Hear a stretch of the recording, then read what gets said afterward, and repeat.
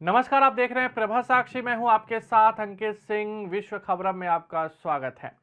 Ukraine और रूस के बीच 2 सप्ताह से युद्ध जारी है। इस युद्ध में हजारों सैनिक और नागरिक मारे गए हैं तथा 20 लाख से अधिक लोगों को देश छोड़ने पर मजबूर होना पड़ा है। रूस और यूक्रेन की लड़ाई यूरोपीय सुरक्षा की नींव हिल गई है।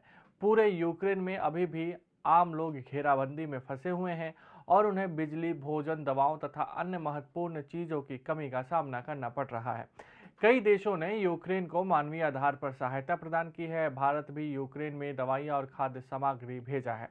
लोगों को उम्मीद थी कि तुर्की में रूस और यूक्रेन के विदेश मंत्रियों के बीच हुई बैठक के बाद कोई अच्छा समाचार मिलेगा, लेकिन ऐसा हुआ नहीं और वार्ता बेनतीजा रही।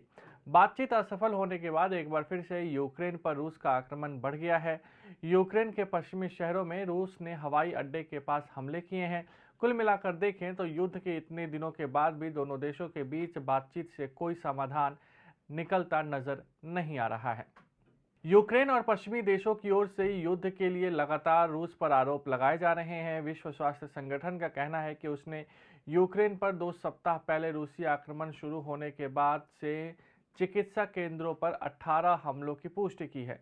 स्थिति यह है कि मारियोपोल में कर्मियों ने शहर के बीचों बीच स्थित कब्रिस्तान में खोदी गई खाई में कम से कम 70 लोगों, जिनमें कुछ सैनिक और कुछ आम नागरिक थे, बिना किसी रीति रिवाज के दफना दिए गए।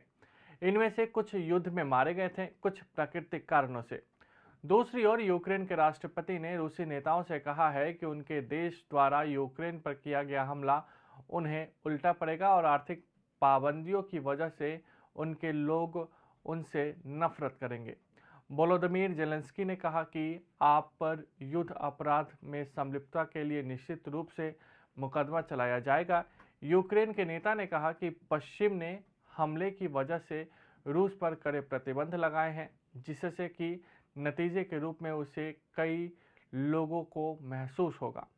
उन्होंने कहा कि रूस के नेताओं से वहां के नागरिकों की नफरत पैदा होगी, जिन्हें वे कई सालों से रोजाना ठग रहे हैं। दूसरी ओर रूस के राष्ट्रपति पुतिन की ओर से लगातार युद्ध रोकने को लेकर शर्त रखी जा रही है। पुतिन का साफ तौर पर यह कहना है कि यूक्रेन विषायनीकरण करे। रूस चाहता है कि उसके सामने यूक्रेन सरेंडर कर दे। पुतिन लगातार यह भी कह रहे हैं कि यूक्रेन को अपने संविधान में संशोधन करके इस प्रस्ताव को जोड़ना होगा कि वह कभी नाटो देशों का सदस्य नहीं बनेगा। रूस का यह भी कहना है कि यूक्रेन क्राइमिया पर रूस के नियंत्रण को मान्यता दे दे और डोनेट्स्क तथा लुहांस्क जैसे पूर्वी यूक्रेन के इलाकों को स्वतंत्र देश के रूप में स्वीकार कर ले।